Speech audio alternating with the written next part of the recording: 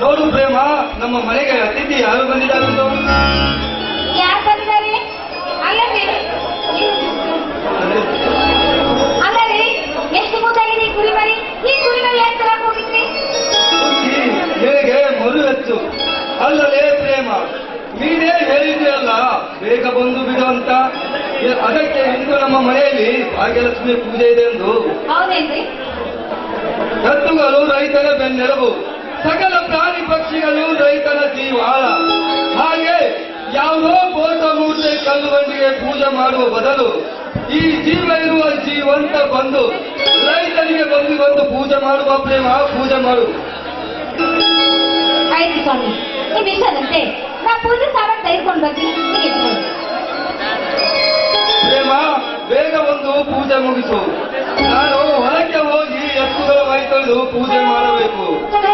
ತಂದೆ ಮಾರುತೇಶ್ವರ ಕಾಲ ಕಾಲಕ್ಕೆ ಸರಿಯಾಗಿ ಮಳೆ ಬೆಳೆಯನ್ನು ಕೊಟ್ಟು ನಮ್ಮಂತ ರೈತರನ್ನು ಕಾಪಾಡಿದೆ ತಂದೆ, ಕಾಪಾಡಿದೆ.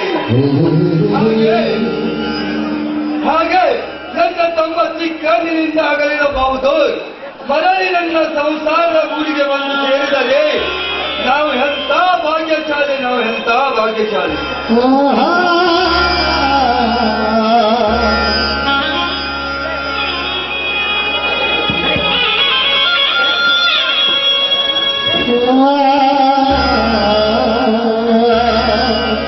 ಸ್ವಾಮಿ, ಪೂಜೆ ಏನು ಮಾಡೋದು ಬೇಡ, ಒಳಗೇನು ಮಾಡೋಣ ಆಯ್ತಾ?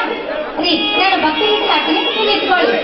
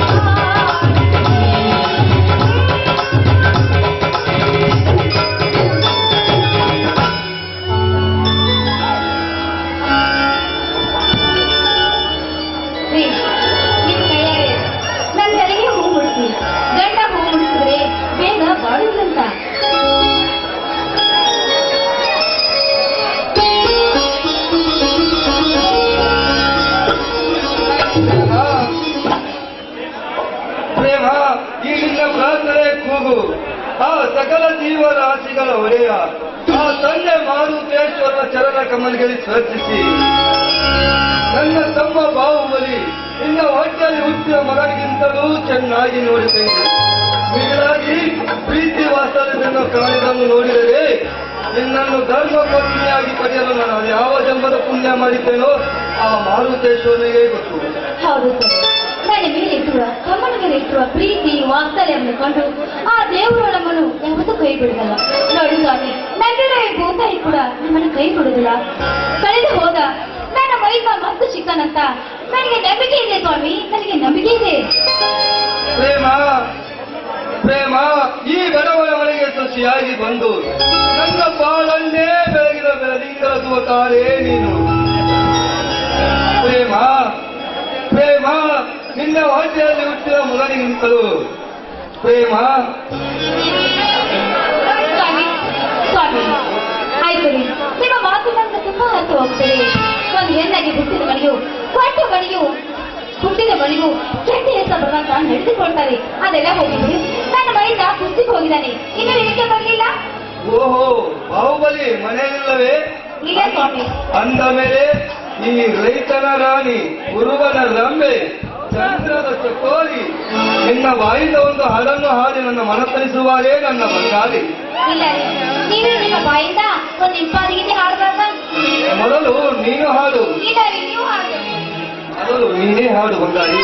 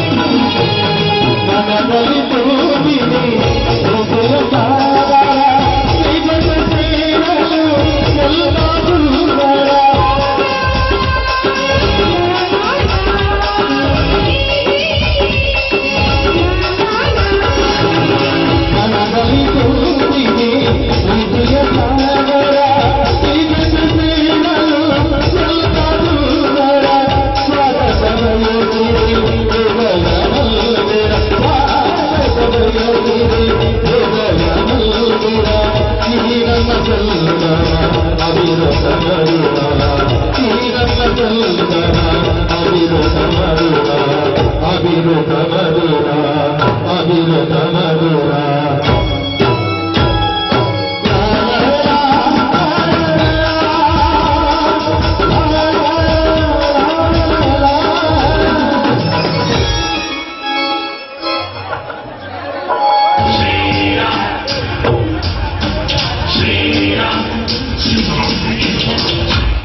ದೇವಲೋಕದಂತಿರುವ ಈ ನಮ್ಮ ಅರಮನೆಯಲ್ಲಿ ಪಾರ್ವತಿ ಪರಮೇಶ್ವರನ ನೃತ್ಯ ಕಂಡು ನನ್ನ ಕಣ್ಣುಗಳು ಪಾವನವಾದವು.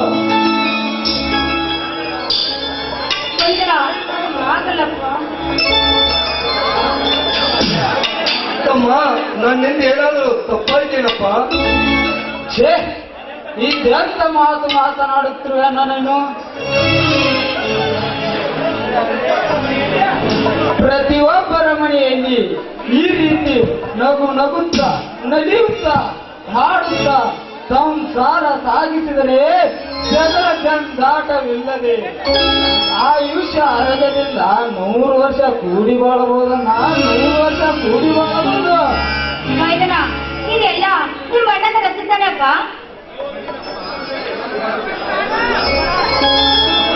ಮೈದನ, ಇದೆಲ್ಲ ನಿಮ್ಮ ಅಣ್ಣಂದೇ, ನಂದೇನು ತಪ್ಪಿಲ್ಲಪ್ಪ.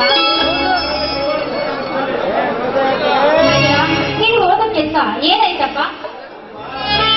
ಅತ್ತಿಗೆ ಅನುಮಾನದ ಮಾತೆ ಕೆತ್ತಿಗೆ ನಿನ್ನ ಬಾಯಿಯಿಂದ ಅಮೃತವಾದ ನಿನ್ನ ಕೈ ತುತ್ತು ಉಂಡು ಬೆಳೆದ ದೇಹ ಇದು. ಹಿಂಡು ಕುರಿಗಳ ಬಾಕಿ ಹಾಲು ಕುಡಿಸಿ ಬೆಳೆಸಿದ ರೈತನ ಉಳಿದು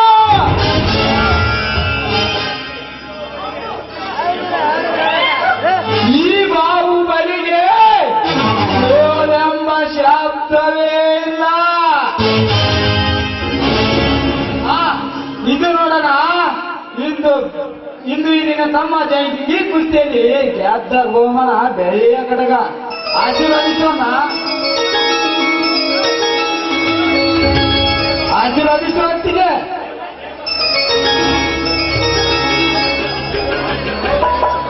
ಮೈದನ,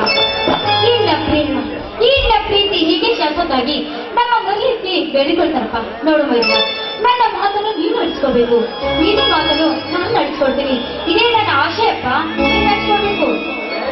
ಹೌದು ಬಾಬು, ನೀನು ಮದುವೆಯೊಂದಾದರೆ ನಿನ್ನ ಅತ್ತಿಗೆಗೆ ತುಂಬಾ ಸಂತೋಷವಾಗುತ್ತದೆ.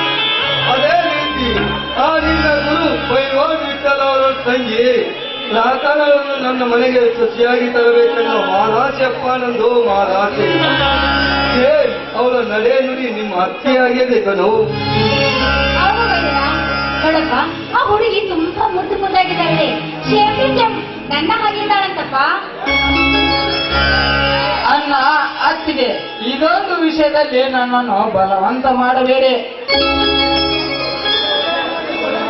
ಏಕೆಂದರೆ ಅವಳು ವಿದ್ಯಾವಂತಳು, ನಾನು ಏನೂ ಕಲಿಯದ ಒಬ್ಬ ಹಳ್ಳಿಯೊಬ್ಬ. ಅವಳಿಗೂ ನನಗೂ ಅಜಾಗ ಜಾಂತರ ವ್ಯತ್ಯಾಸವಿದೆ. ಅಷ್ಟೇ ಏಕೆ, ಹಿಂದೆ ಕಳೆದು ಹೋದ ನನ್ನ ತಮ್ಮ ಬಹದ್ದೂರ್ ಮರಳಿ ನಮ್ಮ ಈ ಮನೆಗೆ ಬರೋವರಿಗೂ ನಾನು ಮದುವೆ ಆಗೋದಿಲ್ಲ. ನಾನು ಮದುವೆ ಆಗೋದಿಲ್ಲ. ನೋಡು ಮೈದನ, ಬಾರಪ್ಪ, ಮನೆಯಲ್ಲಿ ಬಿಸಿ ಬಿಸಿ ಅಡಿಗೆ ಮಾಡಿದ್ದೇನೆ, ಊಟ ಮಾಡಿ ಹೋಗುವಂತೆ. ನೋಡು, ಇವತ್ತು ರೈತರ ಚಳವಳಿದಂತೆ ನೀರು ತಮಗೆ, ಅದಕ್ಕೆ ನೀನು ಹುಲ್ಗುಂದ ಹೋಗ್ಬೇಕು. ಊಟ ಮಾಡಿಕೊಂಡು ಹೋಗುವಂತೆ, ಬಾರಪ್ಪ. ಬಾಹುಬಲಿ, ಇನ್ನು ಎಷ್ಟು ದಿನ ಅಂತ ಮಾಡ್ತೀಯಪ್ಪ ನೀರಿಗೋಸ್ಕರ? ಬಂದಲ್ಲಿ ಯೋಚನೆಯನ್ನು ಅಣ್ಣ, ರಾಮನ ಹಿಂದೆ ಲಕ್ಷ್ಮಣ ಇರೋರಿಗೂ, ಕರ್ಣನ ಹಿಂದೆ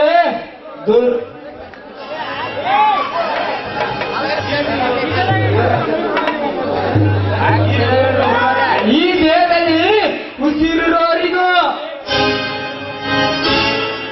ಈ ದೇಹಕ್ಕೆ ಮಣ್ಣಿನ ಋಣ ತೀರುವವರಿಗೂ, ಈ ಮಸ್ತಕದ ಮೇಲೆ ಈ 6 ಕೋಟಿ ಕನ್ನಡಿಗರ ಆಶೀರ್ವಾದ ಈ ನನ್ನ ಉಗ್ರ ಹೋರಾಟ ನಿಲ್ಲಿಸುವುದಿಲ್ಲ.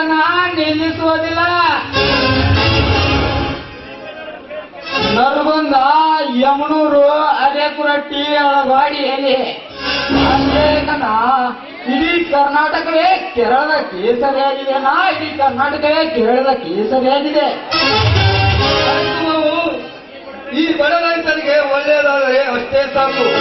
ಮೊದಲು ನೀನು ಊಟ ಮಾಡು, ನಂತರ ಹೋರಾಟದಲ್ಲಿರುವ ಬಡ ರೈತರಿಗೆ ಬುದ್ಧಿ ಕಟ್ಟಿಸಿಕೊಂಡು ಹೋಗು. ಅಣ್ಣ, ಈ ಆಕ್ಟ್ಗೆ ಸ್ವರದಿಂದ ಒಂದು ಮಧುರವಾದ ಹಾಡ ಮಾಡಿದೆ. ಈ ನಿನ್ನ ತಮ್ಮ ಊಟ ಮಾಡೋದುಂಟೆ. ನೀನೇ ಆಡ್ಬೇಕು. ನೀನೇ ನಾನು ಆಡೋದಲ್ಲತ್ತಿ, ನೀನು ಆಡಿದ್ರೆ ಎಷ್ಟು ಚೆನ್ನಾಗಿರುತ್ತೆ ಗೊತ್ತಾ? ಬರಂಗಿಲ್ಲ ಅದಕ್ಕೆಮ್ಮ. ಹಾ, ನೀ ಹೇಳ್ದಂಗೆ ಆಡ್ತೇನೆ. ಹೌದಾಕ್ಯಮ್ಮ, ಅದೇ ನನ್ನ ಹವ್ಯಾಸ. ಹವ್ಯಾಸ ಬಿಡು. ಈ ಮನೆಗೆ ಚಿಕ್ಕ ಸೊತ್ತಿ ಬಂದ್ರೆ ತಾನೇ ನೀನ್ ನಗೋದು. ಆಯ್ತಾಕ್ಯಮ್ಮ, ಈಗ ನಾವು ನಗು ಬರೋದೇ ಇಲ್ಲ ಅದು. ನಗು ಬರೋದಿಲ್ಲ. ಗೋಡಾರಿಲ್ಲ ಬೇರಿಯಾದರೆ ಜೀವಿಲ್ಲ.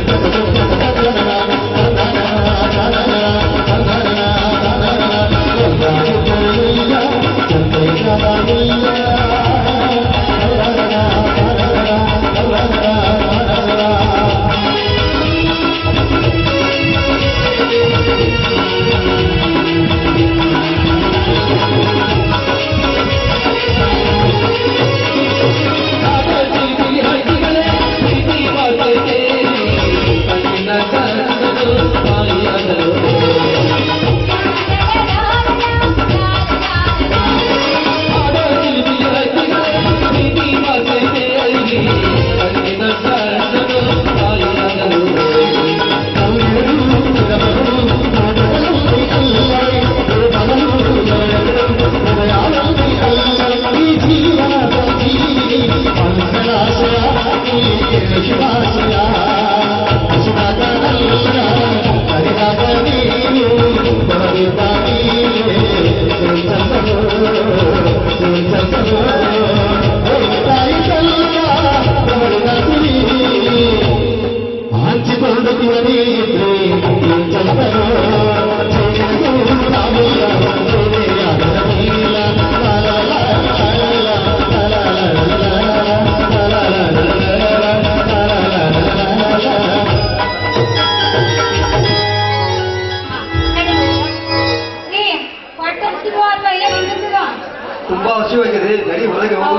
ಮೈದನ ನಡಿಯಪ್ಪ, ನಿನಗಂತ ಇವತ್ತು ಸ್ಪೆಷಲ್ ಆಗಿ ಹೋಳಿಗೆ ಮಾಡಿದ್ದೇನೆ. ಆಯ್ತು ಬಾ ಅತ್ತಿಗೆಮ್ಮ, ಹೋಳಿಗೆ ಅಂದ್ರೆ ನನಗೂ ತುಂಬಾ ಇಷ್ಟ. ಮುಗಿದು ಮಾಡಿಲ್ಲಪ್ಪ. ಆಯ್ತು ಬಾ ತಮ್ಗ ಅತ್ತಿಗೆಮ್ಮ, ಆಯ್ಕೆ ಕೊಡುವಂತೆ ಹೊಟ್ಟೆ ತುಂಬಾ ಊಟ ಮಾಡುತ್ತೇನೆ. ನಡಿಯಪ್ಪ.